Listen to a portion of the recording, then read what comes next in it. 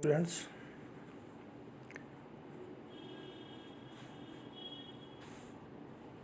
आज अपन देखेंगे कार्बनिक अभिकर्मक का अकार्बनिक रसायन में विश्लेषण में उपयोग चैप्टर के अंतर्गत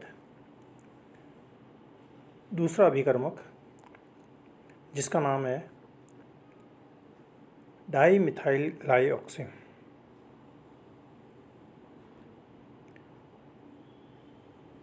डाईमिथाइल ग्लाइऑक्सिम जिसे दिख रहा है, इसकी संरचना इस तरह से होगी। मिथाइल और उसके साथ में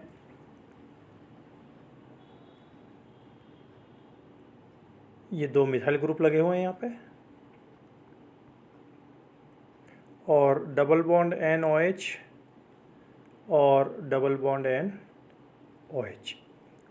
ये जो संरचना है, ये संरचना है डाईमिथाइल ग्लाइऑक्सिम की।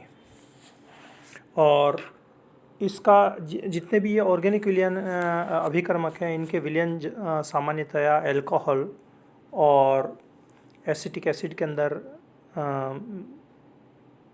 घोल करके डिज़ोल्व करके बनाए जाते हैं, और इनका 2 से 3% विलयन जनरली सामान्यतया काम में लिया जाता है।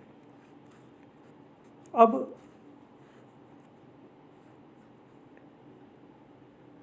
जो डाईमिथाइल ग्लाइऑक्सिम है,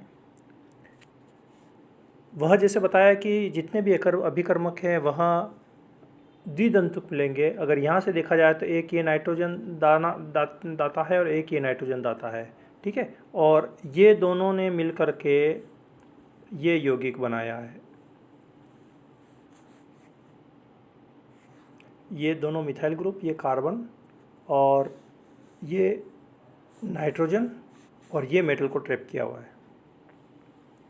डाईमिथाइल ग्लाइऑक्सिम स्पेसिफिक होता है निकल के लिए, और निकल की जो कोऑर्डिनेशन नंबर है, उपसर्ग संख्या, लिगेंड को जोड़ने की संख्या, वो हमने देखी है कि वो कितनी होती है, 4।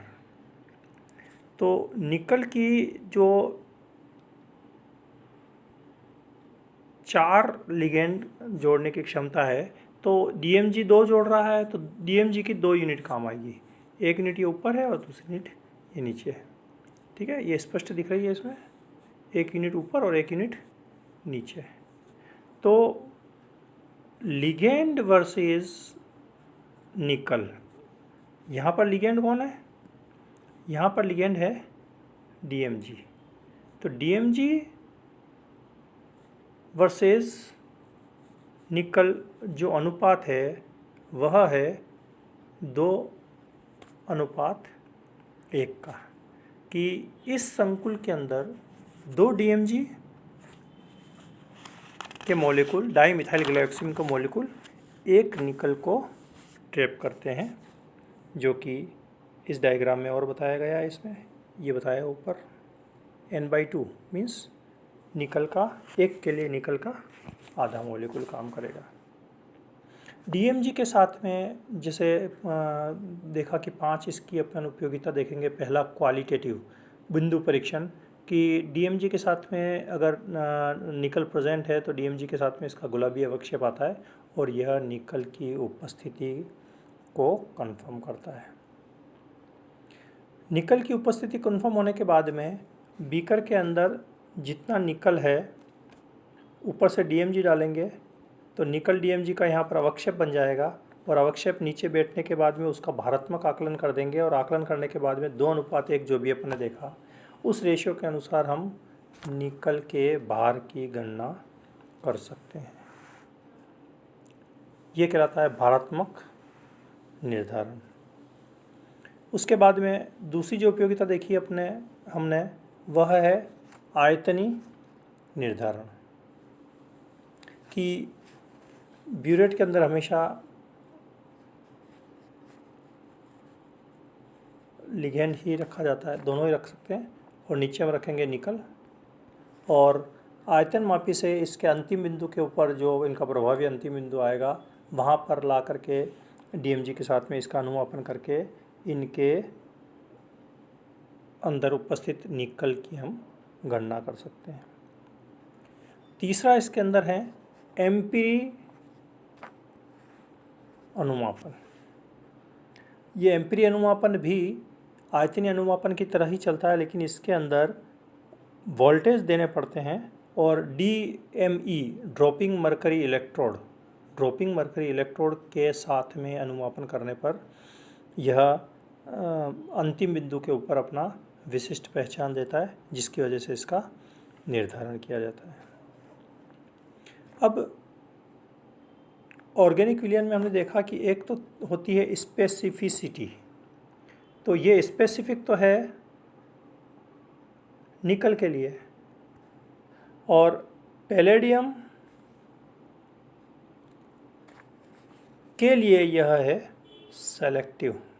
अगर कंडीशंस चेंज की जाए तो यह पैलेडियम को भी बहुत अच्छी तरह से आकलन कर सकता है। और उसके लिए ये दे रखा है यहाँ पर कंडीशंस कि जो इनके समकक्ष हैं प्लेटिनम, इरिडियम, रोडियम, इनकी उपस्थिति में यह पैलेडियम का निर्धारण करता है। और जिसकी यहाँ पर कंडीशंस दे रखी है कि इसको 3% HCl के साथ में अगर इसका उपयोग किया जाए तो यह निकल को छोड़ करके यह पैलेडियम को भी एस्टिमेट कर सकता है, ये सेलेक्टिव। और निकल, कोबाल्ट, प्लेटिनम, पैलेडियम, ये चारों यौगिक साथ साथ चलते हैं। तो कोबाल्ट की प्रेजेंस के अंदर अगर कोबाल्ट और निकल चौथे ग्रुप के अंदर हम देखे ही हैं कि जो विश्लेषण के अंदर कोबाल्ट के साथ में निकल को रखा गया है, तो ये साथ साथ चलते हैं। तो कोबाल्ट लवणों में निकल की अशुद्धि की जांच भी DMG के सहायता से की जा सकती है। और सेलेक्टिविटी में देखिए कि अगर pH इसका मान 11 से 11.5 रखा जाए तो यह निकल और पैलेडियम को छोड़ करके यह बिस्मिथ का एस्टिमेट भी कर सकता है।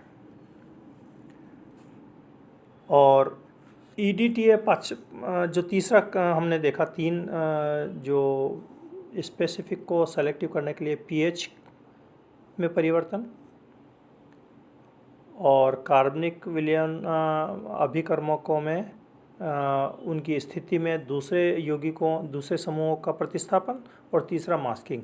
तो ये यहाँ दे रखा है कि अगर EDTA से मास्किंग कर दी जाए तो यह इन आयनों को भी, जो इतने सारे आयन्स हैं जिसके अंदर aluminium, arsenic, barium, strontium, cadmium, cobalt, copper, इन सब का भी यह अवक्षेप करके इनका निर्धारण कर सकता है। और DMG जो है जल में बहुत कम विलय होता है। ज़्यादातर ऑर्गेनिक सब्सटेंस है, इनकी जल में विलयता बहुत कम होगी। विशिष्ट परिस्थिति में अगर वो एसिड के अंदर या किसी पर्टिकुलर बफर के अंदर कार्य कर रहा है तब यह पानी में विलय हो सकता है।